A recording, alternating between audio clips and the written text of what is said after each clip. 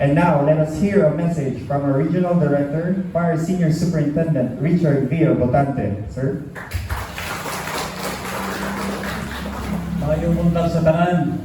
Pro Commander BFP Castilla.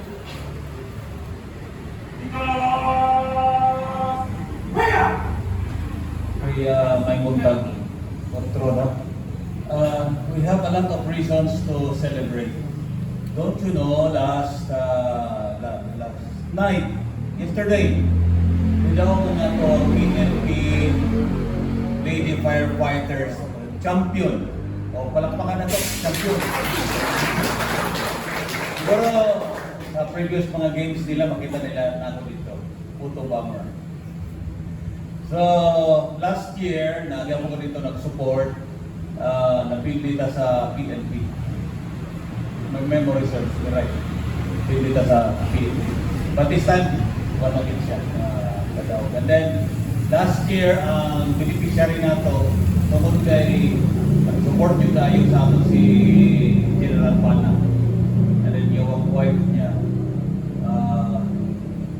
Ang beneficiary PNP something parang retirees. But this time around, ang atuan ng yung magaling ng cooperative support recipient of 1 million pesos. So it will go a long way. I cannot also hold myself, no, kay last weekend, nagtulak ko niyo o legit. First time ever na ko nga pickleball tournament. O, celebrate po na ko ang akong duha ka win. And the rest is losses. Pero very nice experience. And number 3, nakataog ang atong Ardo, o sa inyong silver? Silver award. Ano yun? Pretty much yung prize. Ang iyong partner, si Ma'am Noime Torres, Civil Service Commission. So, bubisita ta. Kaya na po ko ito yung Ma'am. So, another is, I'm so impressed sa results sa atong 5S. Thank you, RCS, sa inyong leadership. And the rest of the people who believe in the system. Because ang 5S, ang National Office, nag-spouse sila o 7S. Pero ang pinaka-basic talaga is 5S. Complete na siya. And pinungagan pa na ito safety. Diba? Na 6S. Ang 7S mga nila, actually pasok na doon sa sustain yung spirit. So, I cannot agree with that 7S for that matter. So, salamat. And then, I think, na-found out to nyo, daghan nyo kayo mga garbage sa inyong palibot, what nyo nabantayan. Mga, I think, daghan kayo ang mga putos sa order ng mga Sudan, no? Panda, and then some other rappers around. O ang abo. So again, let's support the 5S program or 6S. Dali ba na sustain? Let us make it a way of life. Dire sa ato ang mag-duty, make sure nyo, kay mabugan mong yun. So, trapo ha. Ayaw, lain nagsabutan naunsa man niya ako magtrapo mo ko mga ayaw. Part sa tong function dire kong mag-duty. Another one, starting today, maybe today, magpapalit ko pintura. Nga kani siya mapinturahan na yung presentable. Tanan ta ka dream of nindot tayo nga regional office. The dream kita. Pero this is what we have now. So remember ninyo ang ato ang Filipino values na masinog, pagyamanin natin ang unsay naa sa ato. So pagyamanin ano mga buling ato ng kapunan o I presume na natrapuhan ng mga walls. So piturahan nato nga may mga presentable. Kaya this is the only regional office we have.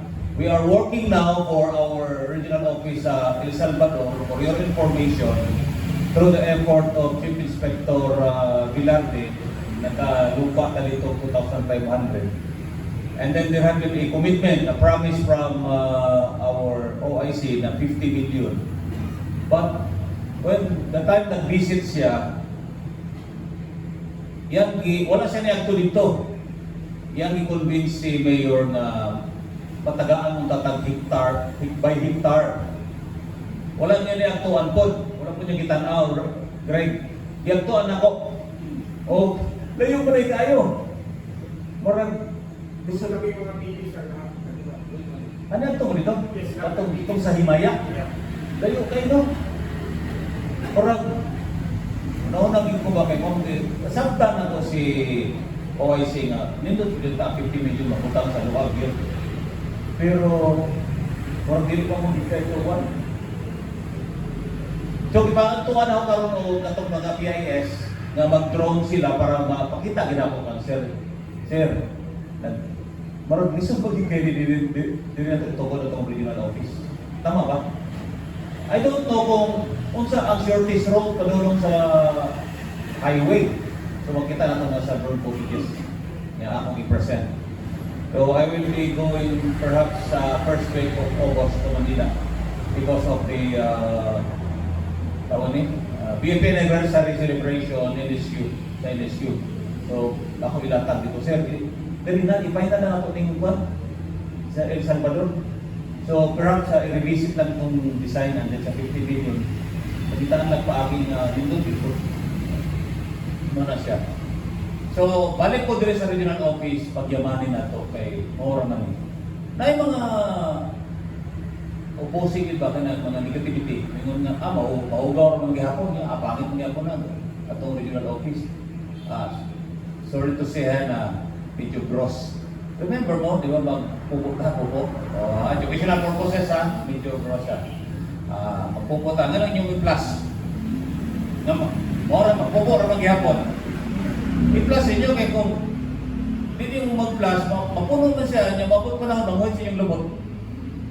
Maura gihapon na dire sa akong mga abog dire. Kay nag-atsing-atsing na ta, di ba? So, jeopardize ang atong hair. So that is why, mahimo siyang way of life. So, pagyamanin, masinog, pagyamanin, mag-produce ko og siguro, doon raman dire ang admin, kamo ang mga plus niya. Ang pagtrabaho ko, within the scope of effective and efficient. The word na effective, efficient. If you say effective, ito nga trabaho na deliver. Ang efficient na tagang trabaho, quality work. So kung magpintura niya, butang ng pudukuan, butang ng ka ng haplas, na hindi mag-wisik-wisik. So I need efficient work. Balik ko na ko ang effective, tagang trabaho na deliver, pero daghang waste something. Efficient, nag-deliver ang trabaho, and then quality work. Kaya?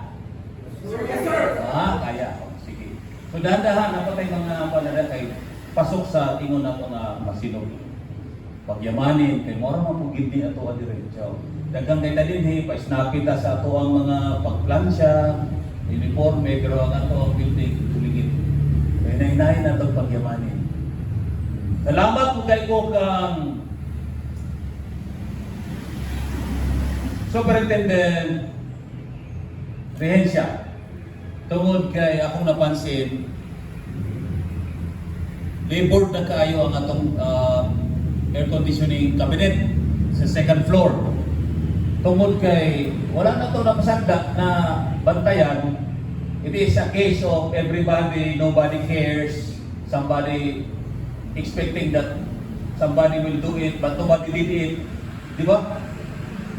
Abre kayo dito ang itrabaho ba? Karon nagturo sa iyang initiative, temporary, para ma lang. By design na sirado man na siya, pero wala pang matali abot diha, nagpandar aircon, kaluoy sa tong aircon.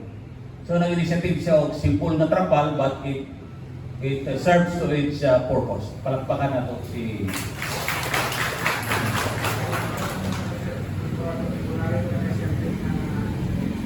O lagi, salamat ka sa initiative ni Muriji.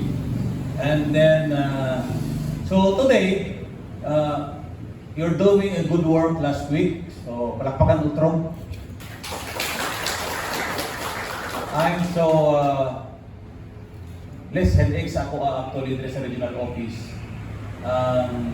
Mga bagay-bagay na gitrabaho karon sa atong RCS. Bastonero, which is the right isa sigid sa function sa atong RCS, no? Is among pag-monitor and mag-follow up sa mga division heads sa ilahang performance of work. Aside from your IPCR and then yung outputs ninyo sa atong trabaho and other matters related to work. So, I'm so blessed na naa siya. So, ang tawag sa iyaha among equals is primus inter pares. So, it is a Latin word that says first among equals. Kasi siya ang taga-monitor among the division in this regional office. So, primus inter pares. Siya taga-eyes.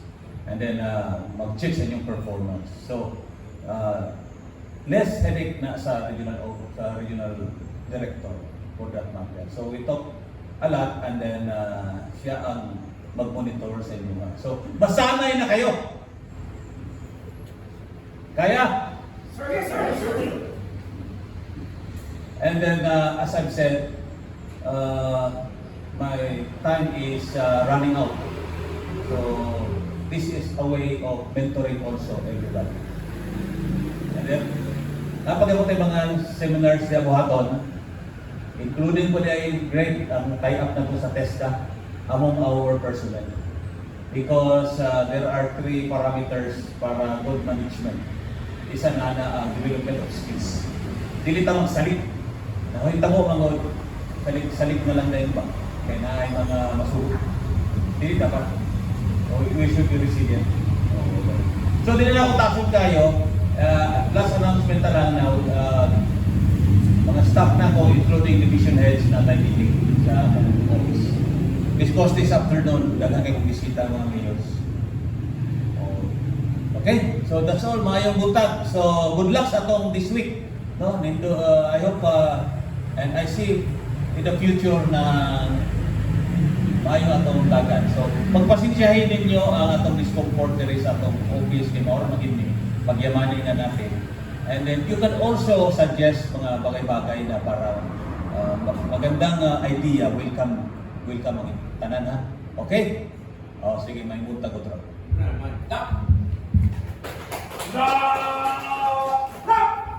Thank you daw sa sir. Masarap na pagkain. Thank you for your words of wisdom and reminders, sir.